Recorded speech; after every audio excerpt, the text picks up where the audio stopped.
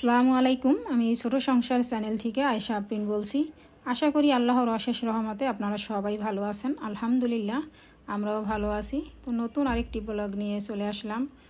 তো আশা করি ভিডিওটা আপনাদের কাছে একটু হলেও ভালো লাগবে।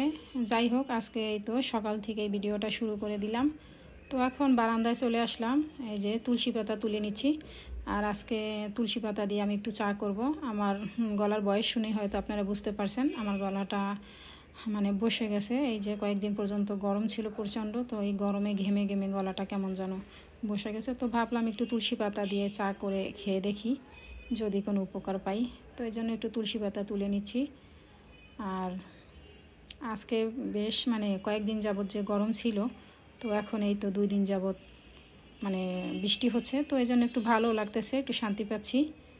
আবার তো দেখা যায় কয়েকদিন পর আবার সেই গরম হয়, এরকমই হয় আর কি। তো যাই হোক, আমি তুলসী পাতাগুলো তুলে নিলাম আর এই তো চায়ের পানি বসিয়ে দিচ্ছি। তো এখন এভাবে কিছুক্ষণ ফুটিয়ে নিব, তারপরে চা পাতাটা আর কি দিয়ে দিব। তো এরপরে চাটা খেয়ে দেখি আসলে কতটা উপকার পাই। গলাটা আমার আসলেই বসে গেছে একদম। তো যাই হোক, আমার চাটা হয়ে গেছে আর এখন আমি চাটা খেয়ে নিব। এই তো এখন আমি আবার দুপুরের জন্য রান্না করব। তো সেই জন্য আজকে রান্না করব খিচুড়ি। আর বারান্দায় আবার চলে আসলাম। তো এখন এখান থেকে এই তো আলু শাক তুলে নিচ্ছি। তো আলু শাক দিয়ে আজকে খিচুড়ি রান্না করব। তো আলু শাক তুলে নিচ্ছি। আর বারান্দায় যদি শাক সবজি ফুল ফল যাই থাকুক, সেটা কিন্তু অনেক ভালো লাগে। আর আলু শাক কিন্তু একটু লতা লাগিয়ে দিলেই হয়ে যায়, এটা নিয়ে এত বেশি পরিচর্যার প্রয়োজন হয় না। আর আলু শাক আমার কিন্তু এর আগে অনেকগুলো আমি এখান থেকে খেয়েছি নিয়ে, এবং আলুও হয়েছিল, সেটা হয়তো আপনাদের সেই সময় আর কি শেয়ার করতে পারিনি। তো এরপরে যদি আবার এখান থেকে আমি এরকম মিষ্টি আলু হয়, সেটা আমি আর কি আপনাদের সাথে শেয়ার করব। তো যাই হোক, এই তো আমার শাকগুলো তুলে নেওয়া হয়ে গেছে। তো বারান্দা থেকে আসলে এভাবে শাক তুলে নিয়ে সেটা কিন্তু খেতে অনেক ভালো লাগে। সেটা হোক যতই সামান্য, কিন্তু আনন্দটা আসলে অনেক বেশি, আমার অনেক ভালো লাগে। তো আমি শাকগুলো তুলে নিলাম। আর এই তো দেখা যায় যে নিলাম, এখন আবার কিছুদিন পরে আবার হয়ে যাবে। আর এই তো আকাশের অবস্থা দেখতেই পাচ্ছেন, চারদিকে মেঘে মেঘাচ্ছন্ন হয়ে আছে একদম। তো যাই হোক, একটু শান্তি তো পাচ্ছি গরম থেকে, যে গরম ছিল আজকে কয়েকদিন যাবত তার থেকে একটু মুক্তি পাচ্ছি। তো এখন এই জন্য ভালো লাগে, ফ্রেশ লাগে আর কি, একটু বৃষ্টি বৃষ্টি থাকলে, ঠান্ডা থাকলে। তো এই তো এখান থেকে এখন আমি শাকগুলো তুলে নিয়ে আর কি রান্নাটা বসিয়ে দেব। আসলে রান্নাটা যতক্ষণ পর্যন্ত না হয় ততক্ষণ কিন্তু মাথার মধ্যে একটা টেনশন থাকে। তো রান্নাটা কমপ্লিট করার পরে মাথায় মনে হয় একটা টেনশন আর কি দূর হয়ে গেছে। তো এই জন্য রান্নাটা করতে পারলে মনে হয় যে একটু শান্তি পাচ্ছি। আর এই যে আমার কিন্তু মোটামুটি ভালোই শাক হয়েছে, ভালোই লাগতেছে। যাই হোক, আর এখন এই যে চাল আর ডাল ধুয়ে আমি বসিয়ে দিলাম। তো এরপর একটু হলুদের গুঁড়ো আর একটু লবণ দিয়ে তারপরে কয়েকটা কাঁচামরিচ দিয়ে দিব। আর আমার ঘরে কিন্তু খিচুড়িটা খুব খাওয়া হয় মাঝে মধ্যেই, সেটা পাতলা খিচুড়ি হোক আর ভুনা খিচুড়ি হোক, যেটাই হোক না কেন, আমার ছেলে মেয়ে দুজনেই কিন্তু খিচুড়িটা খুব পছন্দ করে। বলতে গেলে মোটামুটি সবাই আমরা খিচুড়িটা পছন্দ করি, তো ওই জন্য মাঝে মাঝেই করা হয়। আর এই তো এদিকে আমি ফোড়ন দিয়ে দিচ্ছি, রসুন আর পেঁয়াজটা ভেজে নিব ফোড়নের জন্য। তো এরপরে দিয়ে দিব।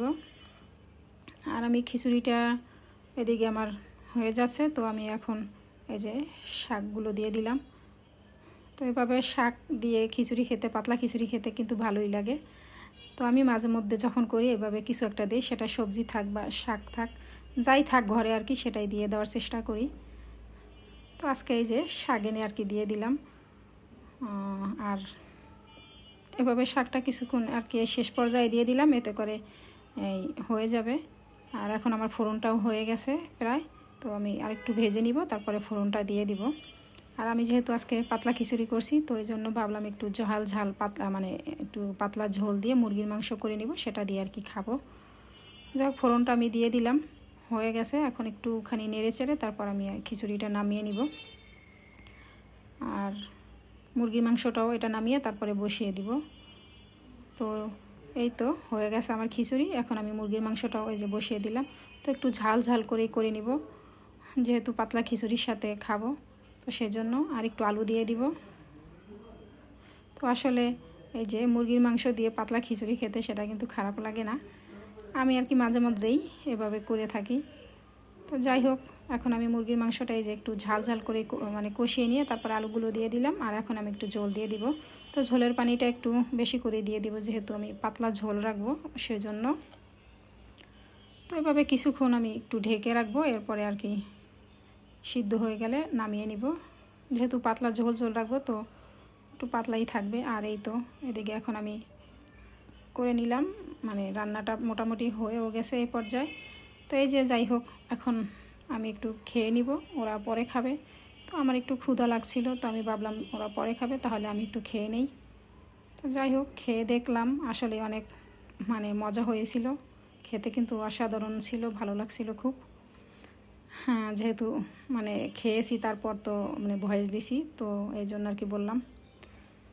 আর আমাদের আসলে মাঝে মাঝে মানে আমাদের শরীরের প্রতি নিজেদের যত্ন রাখা উচিত, একটু হলেও কেয়ারফুলি থাকা উচিত, কিন্তু আমরা সেটা থাকি না। আমরা সারাদিন সংসার নিয়ে ব্যস্ত থাকি, নিজের প্রতি আসলে একটু যত্ন নিতে ভুলেই যাই। যখন আসলে অসুস্থ হয়ে পড়ি তখন বুঝি যে আসলে নিজের প্রতি একটু যত্ন নেওয়া উচিত।